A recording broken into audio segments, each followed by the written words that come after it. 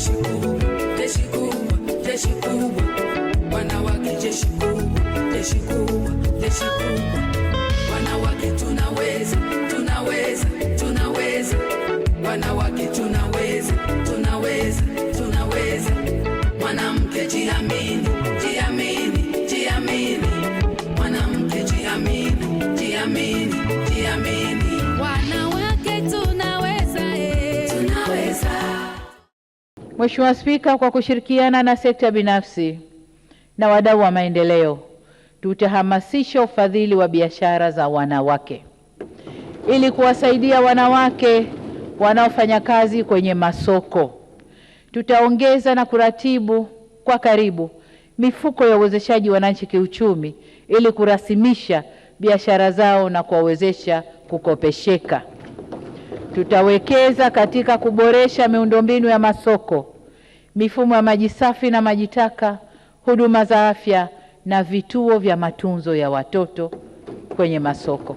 Ni Rais Dr. Samia Suluhu Hassan akifungua bunge la 13 la Jamhuri ya Muungano wa Tanzania Novemba 14 mwaka 2025. Ni rais wa kwanza mwanamke katika historia ya Tanzania. Anajua mwanamke anahitaji nini katika jamii ili awe mzalishaji wa moja kwa moja katika mnyororo wa thamani. Katika kusherehekea siku ya wanawake duniani ambayo hufanyika kila mwaka ifikapo tarehe 8 mwezi Machi, jamii inatambua jitihada na harakati za kumwezesha mwanamke katika nyanja mbalimbali za kijamii, kiuchumi, kisiasa na hata katika suala zima la uzalishaji mali. Tunasema mwanamke ukimwezesha, tunasema ukimkomboa mwanamke mmoja, umekomboa wanawake wengine 10, akaelimika vizuri, akaelewa. Harakati za ukombozi wa mwanamke zinajengwa juu ya misingi ya ulingo wa Beijing wa mwaka 1995 unaolenga kukuza usawa wa kijinsia na uwezeshaji wa wanawake kupitia ajenda 12 muhimu, ikiwemo kupinga umasikini, ukatili wa kijinsia, kuboresha afya na elimu, pamoja na kuongeza ushiriki wa wanawake katika uongozi na uchumi. Mwaka huu kauli mbiu ya siku ya wanawake nchini imejikita katika dira ya taifa ya maendeleo 2050 ikisema haki na usawa kwa wanawake na wasichana, msingi jumuishi kufikia dira 2050. Imelenga kujenga uelewa na kuwekeza katika maendeleo jumuishi kwa kutambua na kutekeleza haki za wanawake na wasichana kwa vitendo. Suala la mwanamke kunyonyesha mtoto wake katika sehemu za kazi bado limeendelea kuwa kizungumkuti, huku maeneo mengi yakiendelea kukosa sehemu kama hizo katika kuwawezesha wanawake kushiriki kikamilifu shughuli za uzalishaji mali. Miongoni mwa ajenda za Beijing mwaka 1995 kuhusu mwanamke ni kuhakikisha mwanamke anakombolewa katika suala zima la upatikanaji wa huduma za afya na jumuishi katika huduma mbalimbali za kiafya na makuzi, pamoja na kuwakomboa katika shughuli za kiuchumi, ikiwemo kuweka usawa wa kiuchumi katika miundombinu, sera na upatikanaji wa rasilimali. Kwa mujibu wa taarifa ya shirika la watoto duniani UNICEF kupitia kwa aliyekuwa mkurugenzi Henrietta Fore mwaka 2019, 60% ya watoto duniani walikuwa hawapati haki ya kunyonya maziwa ya mama zao kikamilifu. Taarifa za UNICEF mwaka 2018 zinaeleza kuwa ni watoto 4 kati ya watoto 10 walionyonyeshwa maziwa ya mama katika miezi 6 ya mwanzo ya maisha yao, sawa na 41% ya watoto wote duniani. Mwaka 2023, UNICEF kwa kushirikiana na shirika la afya duniani WHO, sera za kuwawezesha kina mama kunyonyesha zimeendelea kuimarishwa katika nchi nyingi, jambo ambalo limeanza kubadili mwelekeo wa mwanamke katika shughuli za uzalishaji mali na kunyonyesha mtoto wake bila kupata changamoto. WHO na UNICEF kupitia kauli mbiu ya siku ya unyonyeshaji mwaka 2023 ilisema, tufanye unyonyeshaji kazini, ufanye kazi. Yanabainisha kuwa sera hizi zina mafanikio kiuchumi kwa sababu zinapunguza kiwango cha mwanamke kutokuwemo kazini kwa ajili ya kunyonyesha mtoto, kunaongeza kiwango cha wafanyakazi wanawake na kupunguza gharama za kuajiri na kufundisha wafanyakazi wapya pindi wanawake wanapojifungua na wanapoacha kazi kwa ajili ya kulea watoto wao. Ujenzi wa miundombinu wezeshi katika sehemu za kazi na kumwezesha mwanamke aliyejifungua kuendelea na kazi zimeanza kutekelezwa kupitia majengo mbalimbali, ikiwemo katika soko jipya la kimataifa la Kariakoo ambapo kuna chumba maalum kwa ajili ya kuwawezesha akina mama kunyonyesha watoto wao. Aidha, nimefurahishwa pia na uwepo wa huduma rafiki kwa mama na mtoto. Imesemwa hapa kwamba soko hili litakuwa na vyumba vya kunyonyeshea. Sasa nilikuwa najiuliza, ni vyumba vya kunyonyeshea peke yake au kutakuwa na vyumba au chumba cha kulelea watoto ambao mama zao watakuwa wanafanya biashara hapa? Kwa sababu tukisema chumba cha kunyonyeshea tuna maana kwamba mama atakaa na mtoto wake, kama bado hajaweza kukaa ni mgongoni kwa masaa yote mpaka wakati wa kunyonyesha, anamtoa, anamnyonyesha, anaweka tena mgongoni. Niombe uongozi wa soko hili kutenga eneo la kulea watoto ambao mama zao watakuwa wanafanya biashara hapa. Sasa nyinyi mtatoa eneo, lakini akitokea mtu binafsi ambaye yuko tayari kuweka kitengo hicho cha kulea watoto ambacho kitaangaliwa vizuri, vifaa vyote vya watoto, vyakula vya watoto na kila kitu cha watoto, basi private sector karibuni, na niutake uongozi wa soko litenge eneo kwa ajili ya watoto wao. Soko la kimataifa la Kariakoo lilijengwa miaka ya 1970. Limekuwepo muda mrefu likihudumia wananchi wa Tanzania na wale wa nje ya nchi, na tangu kipindi hicho hakukuwa na sehemu ama eneo maalumu kwa ajili ya kina mama kunyonyesha watoto wao. Je, hali ilikuwaje? Kwa kusema kweli, changamoto tulikuwa nayo, maana mtoto uwezo kumweka chini, unaogopa nini, gari itafanya nini, inaweza katembea mpaka kule ikamgonga. Kwa hiyo tukawa naye mgongoni tu mpaka unamaliza kazi. Unapomaliza kazi zako, biashara zako, unafanya safari, unaenda nyumbani kwako. Lakini kwa changamoto sasa hivi wanapoliweka, sisi tunashukuru na amani, na naombea dua vijana wangu wawe na amani, wawe na furaha na vicheko. Nilikuwa nakaa 7-2 tunarudi hapa sokoni. Kwa shida nilikuwa nayo 7-2 tu, nikishafungua singoja 40 wala nini, 40 na niashi hapa na kuzaa kwenyewe. Naondoka leo na naacha kazi, nikifika nyumbani naenda hospitali kuzaa. Nimefanya kazi mpaka siku naenda kujifungua. Kwa hiyo ni watoto wa Kariakoo nimepata kama 7 ninao mpaka leo, hao wote wamezaliwa Kariakoo. Ilikuwa hivyo hivyo kimkanda hivyo hivyo. Naweza nikakaa kwenye nyumba ya mtu kama hivyo, nikajibanza, nikanyonyesha mwanangu, nikambeba, tukaendelea na mashauri. Hapa kuna mifuko inauzwa meusi na vaa, na mtoto wangu nimebeba, hawezi akampata mvua, tuendelee na kazi. Kwani maisha tuliyaona magumu, mpaka sasa hivi tunashukuru kuingia hapa sokoni na kuwatenga na kutuwekea hospitali. Tutashukuru pia. Mimi najisikia sawa na ninafurahi, na nimewaambia hata wajukuu zangu mambo haya sasa hivi mambo mazuri sana. Chumba ametengewa, ukitaka kunyonyesha mtoto wako mweke yaya wako, analea mtoto, anakaa naye pale, ukisha unanyonyesha mwanao, unamaliza, unarudi kwenye biashara yako. Haina usumbufu, mara utoe ziwa, mara sijui unyonyeshe mtoto, mara sijui biashara mteja kaja hapo. Kwa kweli ilikuwa changamoto. Tulikuwa tunafanya hivyo hivyo, na utoa ziwa na nyonya huko, mimi nafanya kazi zangu. Kafanyaje? Maisha magumu. Na amekuwa hivyo hivyo. Tena unaona Mabonge, huwezi kuamini kama watoto wamekuliwa. Ilikuwa ngumu kwa watu wanaonyonyesha. Vili ananyonyesha hapo hapo mezani kwao hivi. Lakini kwa sasa ndio chumba hicho kimeandaliwa kwa ajili ya kunyonyesha, ni vizuri. Walikuwa wanakaa nyumbani wengine. Kipindi na watu wachanga bidi apumzike nyumbani mazingira, kwa sababu alikuwa haruhusu kuja na mtoto. Ilikuwa ni tabu kwa sababu sehemu chenye kilikuwa kidogo, kwa hiyo mtu anajibana hapo anamnyonyesha mwanae. Kama kwa sasa hivi mtu nafasi ipo, anakuwa na uhuru yani vizuri wa kumnyonyesha mwanae akapumzika naye. Kwa ujumla, kwa huu utawala wa huyu mama tuliyokuwa naye sasa hivi, Samia Suluhu Hassan ametukumbuka, kwa sababu tunakuaga wajawazito lakini unapambana wewe mwenyewe, na pia tunajifungua watoto. Ukija hapa mtoto wako unamnyonyesha hapo hapo kwenye biashara, lakini sasa hivi tushaambiwa, amekuja kamanda juzi amesema mkiwa mna watoto kuna vyumba vya kunyonyesha watoto. Ina maana anawatafutia watoto afya njema. Kwa kweli tunamshukuru mama. Mimi nimejifungua mtoto hapa sasa hivi anasoma darasa la 3. Alikuwa ananyonya hapa kwenye biashara.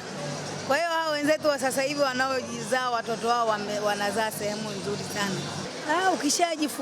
Ukijifungua unarudi pale pale. Unakaa muda, unakuja kwenye biashara yako na kitoto chako kinakula vumbi hapa. Siku ndicho soko liko chini, mvua inanyesha, tunajifunika manailoni. Mimi nilikuwa ili soko la wazi hapa. Kwa hiyo unachukua nailoni huku kitoto kinanyeshewa. Nilikuwa napoteza kwa sababu mtoto ananisumbua, huku una wateja. Kwa hiyo tumetofautiana na sasa hivi. Maana mtu haoni kwanza unapomnyonyesha mtoto wako. Maana ziwa la mama chakula cha mtoto hakitakiwi kionwe na mtu mwingine. Kwanza unaumiza kichwa cha mtoto, lakini sasa hivi na ni vizuri sana. Mimi mwenyewe nimeipenda hiyo hali ya kuambiwa una mimba watakuangalia. Kuna vyumba ambavyo ukijisikia kama hali yako sio nzuri, kuna vyumba unapelekwa kule wanakutibia. Matibabu ya kwanza unapata hapa. Una mtoto anajisikia vibaya, matibabu anaanzia hapa. Ni vizuri wameandaa eneo la kunyonyesha wakina mama. Maana mara kwanza ilikuwa hapo. Si unajua tena sasa hivi tunaye mama, kwa hiyo anajua jinsi ya malezi ni nini. Kwa ndio maana kama kuweka hiyo faraga, kama mtoto atakopo, kama mama atakopo na mtoto anahitaji kunyonya huduma hiyo. Kwa hiyo anapita anaenda pembeni pale anamnyonyesha mwanae, akimaliza narudi katika biashara. Ni msaada mkubwa kwa sababu hapa si msongamano wa watu na pilika hizi. Kwa hiyo unapopata eneo kama lile pale mtu anaenda kutulia. Manake mara ya kwanza sasa ilikuwa hapa soko lishaungua. Mtu anakuja huku kutaka huduma hapo. Kwa hiyo mtu anakuja hata mtoto akiwa kama ndo analia. Inabidi atafute sasa eneo kivuli wapi, lakini ndo watu wengi msongamano. Lakini ndo itabidi ajificha hivyo tu, lakini amnyonyesha mtoto kwa shida sana. Lakini mradi tu mtoto wake apate huduma. Lakini kwa hapa kwa sababu ni sokoni, kaja hata akija huku mtoto hata kama imemkuta tu ghafla tu labda kitu chochote labda cha kulialia, labda kumemwasha sehemu, basi utaingia sehemu hata utaweza kumpekua mtoto wako vizuri, labda kuna nyenyele kidogo kambana nini, basi unamaliza huko kisha unakuja kuendelea kama hivi. Wapo wanapata ujauzito wanaenda wanajifungua, kwa hiyo inabidi sasa akae kwanza nyumbani mpaka hapo mtoto atapokuwa kidogo amechangamka zaidi. Maana mwingine anaweza kukaa hata miaka 2 kama huduma kweli ipo nyumbani. Lakini kuna mwingine anakuepo ndo kama sisi wengine tena watu wa kubangaiza mtoto unakopo miezi 3 tu ushakuja hapa sokoni, basi unaendelea. Lakini madhali ndo wameweka hivyo uongo. Maana mtu mwingine hapa ulipo unakaa hapa, mteja anakuja, mtoto naye anataka kunyonya, basi pilika. Lakini uongo, unaweza kusema mzangu nishikie hapa mwenyewe naenda kumgea mwanangu kidogo hapo naenda kumnyonyesha narudi katika biashara. Inapendeza kwanza unafanya biashara kwa wakati, unakaa miezi 3 nyumbani, ukisha hapo unakuja katika biashara. Mwanzo ilikuwa ni changamoto kwa sababu utajikongoja ukiwa na mjamzito, itafika miezi 9 utajikongoja kuja kwenye mishemishe zako, kwenye biashara zako. Lakini itapofika umejifungua, itabidi ukae nyumbani utazame mtoto. Umeona? Lakini kwa kutokana sasa hivi hapa umetuletea kitengo, kwa kweli imekuwa vizuri. Wale wenzetu bado ambao wanaendelea kuzaa wataenjoy. Umeona, unakuja na mtoto wako unampeleka sehemu usiku, unaendelea na biashara zako, maisha yanaenda tofauti na kipindi cha nyuma. Kwa hiyo lazima kulazimu ukae nyumbani uangalie mtoto, kwa sababu mtoto wangu wa mwisho mimi ana miaka 5. Sikukaa muda mrefu, lakini kutokana na changamoto nilikuwa nayo kimaisha ilibidi nimwache mtoto miezi 2.5 nyumbani nije sokoni kufanya biashara. Umeona, lakini kwa sasa hivi mtoto wako unambeba hata kama akiwa na wiki. Unabeba unampeleka yuko sehemu salama, unafanya biashara zako, muda ukifika unaenda kutazama mtoto wako, maisha yanaendelea. Kwa kweli kwa kitendo kwa kutuletea tumefurahi sana. Wapo wengi tu wameacha. Mtu anakaa nyumbani mwaka, miaka miwili ndo anakuja kuanza biashara. Kwa hiyo hapo kipindi cha anakuwa kapoteza. Wengine wanaondoka jumla, wengine anakuambia mume wake, mume wangu kanikataza, yeye angalie mtoto. Unaona? Kwa hiyo anakuwa kapoteza. Kwa wanawake wametukomboa sana. Watoto ambao bado lika linakuwa, bado ambao wanahitaji watoto, kwa kweli waenjoy. Dira ya Taifa ya Maendeleo 2025-2050 inabainisha kuhakikisha kuwa Tanzania inakuwa na uchumi jumuishi na kujenga jamii yenye afya katika ustawi wa kimwili, kiakili na kijamii, ili kujenga taifa la watu wenye uwezo, upatikanaji wa huduma bora za afya na mtindo wa maisha unaozingatia misingi ya afya inayokubalika. Shirika la masoko ya Kariakoo kama mnavyofahamu ni soko la kimataifa hapa ambapo tunashughulika na biashara mbalimbali. Zamani ilikuwa ni mazao tu, lakini tumeenda mbali. Kuna mazao, kuna matunda, kuna nguo, kuna jumla, lakini kuna huduma za kifedha. Kwa katika hilo wanawake pia wamepewa kipaumbele kwa sababu na miongoni mwa wafanyabiashara ambao walikuwa hapa sokoni Kariakoo baada ya soko kuungua, na wenyewe ni miongoni ambao wamerudi kwa asilimia kubwa. Zaidi ya asilimia ni kama 50-50 ni wanawake wanafanya biashara humu, hasa mboga, mazao na vitu vingine. Kwa sisi kutambua hilo, tuliona kabisa kwa kuwa wanawake ni wengi, tuwekee sehemu ambao pia wataweza kuwa wananyonyesha watoto wao, kwa sababu huwezi kujua kwamba ni muda gani huyu ana watoto wangapi na watoto wangapi. Kwa hiyo kwa hilo sisi tumewatengea kwa kuanzia kwamba mtu atakayetaka kuja kunyonyesha mtoto apate sehemu ya kukaa, kujistiri, lakini kumnyonyesha ukiwa na kujali utu wa Mtanzania au wa mwanamke. Kwa hiyo tumetenga eneo hilo maalum, lina mandhari ya kitoto. Tumeweka viti vya kukaa, tumeweka kitanda kidogo, tumeweka kabe, tumeweka makatuni ya watoto, kwamba hata akiwepo anajihisi kabisa kwamba mtoto yuko sehemu salama, sio ni yuko sokoni, kwa sababu soko ni la kimataifa.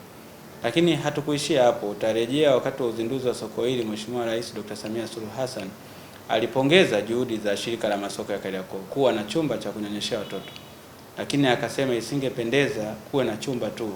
Akishamaliza kumnyonyesha mtoto atarudi kwenye eneo lake, atakaa naye mgongoni kwa muda mrefu. Kujali utu wa mwanamke, kujali utu wa binadamu, alielekeza tuwe na kituo cha kulelea watoto sasa hao wadogo, kwamba atakuwa akimaliza kunyonya anarudishwa sehemu anacheza kidogo mpaka muda wa kuja kunyonyeshwa tena au wa kurudishwa nyumbani. Agizo hilo ambalo tulipewa na Mheshimiwa Rais tayari limeanza kufanywa kazi.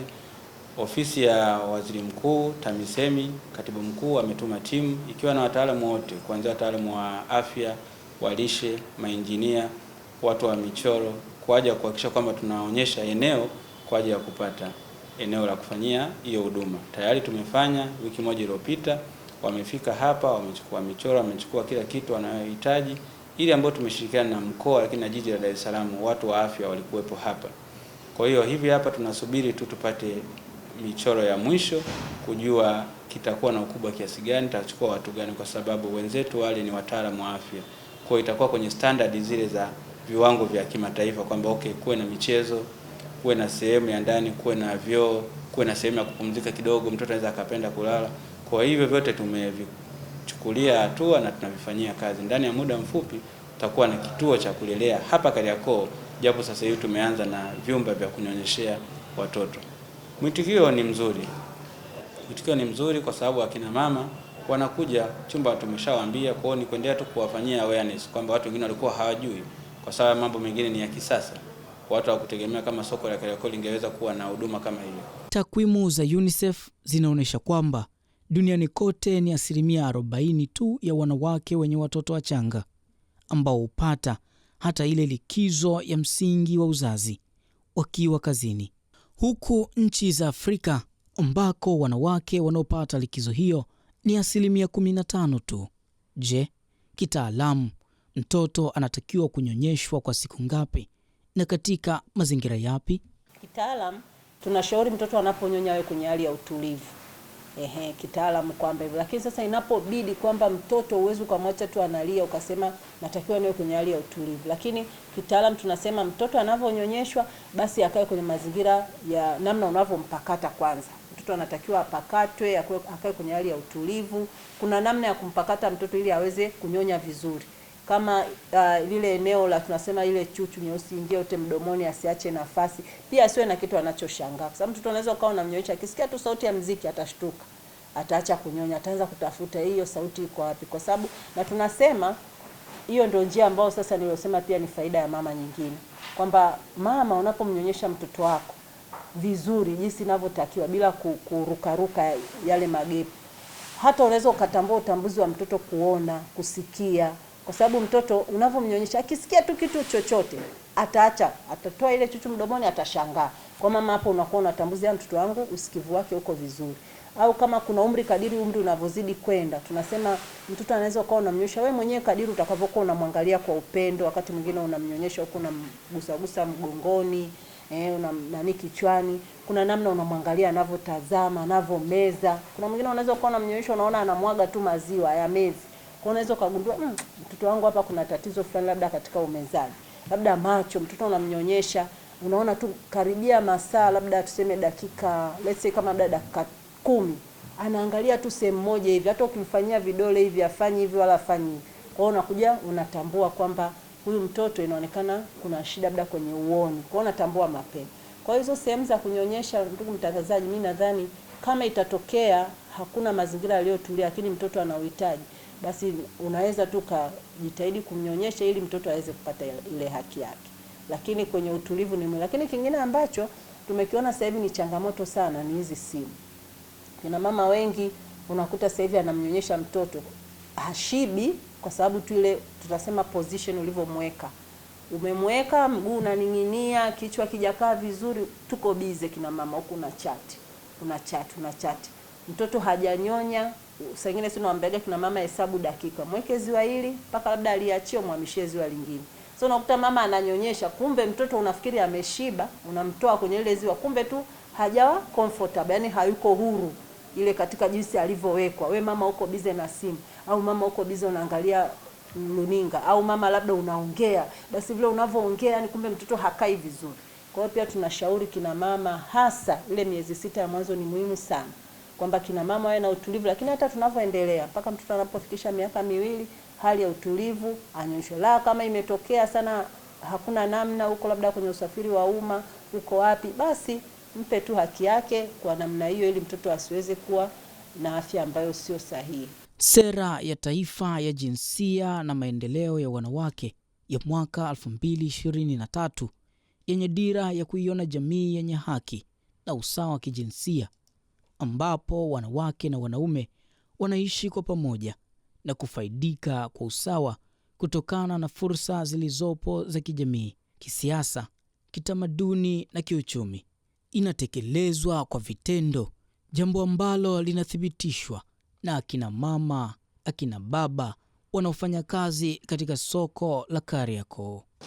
Yani tunasema yani wito pasi iwe hapa. Yani hapa imekopo kama ndo tuseme ndo kama uongozi tu au ndo mwanzo au nini. Kwa hiyo inapotokea kutengenezwa eneo kama hili, basi na wao wachukue mwongozo huu, watenge maeneo ya kwenda kumnyonyeshia mtoto. Yani siwe hapa tu katika hii soko, hata masoko mengine iwe na huduma hizo zinapatikana. Nawaambia mambo ya siku hizi ni mazuri na muendelee kufanya biashara, na mnapobeba mtoto marufuku kukaa kwenye meza tena kukaa kitako tunyonyesha mtoto hapo mteja anakuja. Si kweli. Nendeni kwenye chumba unakohusika, mambo ni mtoto anaumwa, panda juu katibiwa.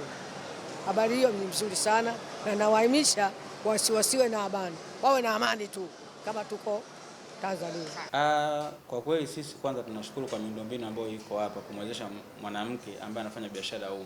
Kwanza kabisa hii chumba ambacho tumewatengea, watafanya biashara bila bugdha.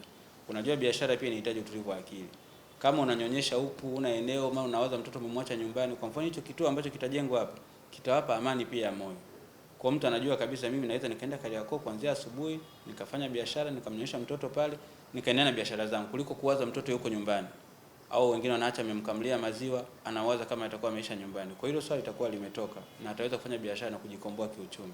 Hiyo yote ni kuhakikisha kwamba wanafanya biashara katika hali ya amani na utulivu na vipato vyao vinakuwa na kuchangia pato la taifa.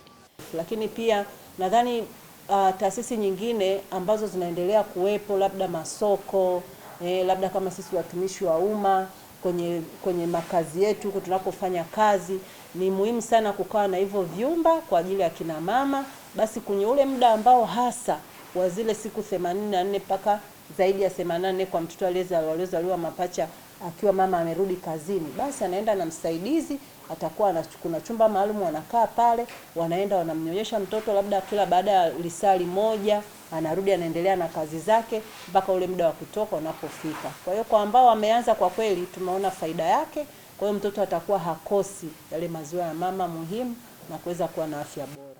Kwangu mimi nilipokea vizuri sana, nimefanya vizuri soko kuweka sehemu ya watu wa mama wakijifungua wapate sehemu ya kunyonyeshea. Kwangu mimi nilichukulia vizuri zaidi. Walikuwa wengi tu wanaacha biashara, na mpaka biashara zinakufa kabisa, mpaka tunapokuja kurudi biashara tayari kashaisahau. Kwa hiyo imekuwa vizuri zaidi, na naomba na masoko mengine yakijengwa yawekwe vitu kama hivyo, ili mradi watu wazidi kuzalisha mali, kufanya biashara. Mwaka 2023 aliyekuwa naibu waziri wa afya Godwin Mollel aliagiza kuwepo kwa eneo la kunyonyesha kina mama katika maeneo ya biashara yaliyo rasmi na hata yasiyorasimishwa, ili kuwawezesha kina mama kuwa huru kunyonyesha na kuendelea kufanya shughuli zao. Mpaka kufikia mwaka 2023, UNICEF na WHO yanaamini kwamba tayari sera za kuwawezesha akina mama kunyonyesha mahali pa kazi zimeanza kufanya vizuri katika nchi nyingi, ingawa bado jitihada zinahitajika ili kuwezesha jambo hilo. Wanawake jeshi kubwa, jeshi kubwa, jeshi kubwa. Wanawake jeshi kubwa, jeshi kubwa, jeshi kubwa. Wanawake tunaweza, tunaweza, tunaweza. Wanawake tunaweza.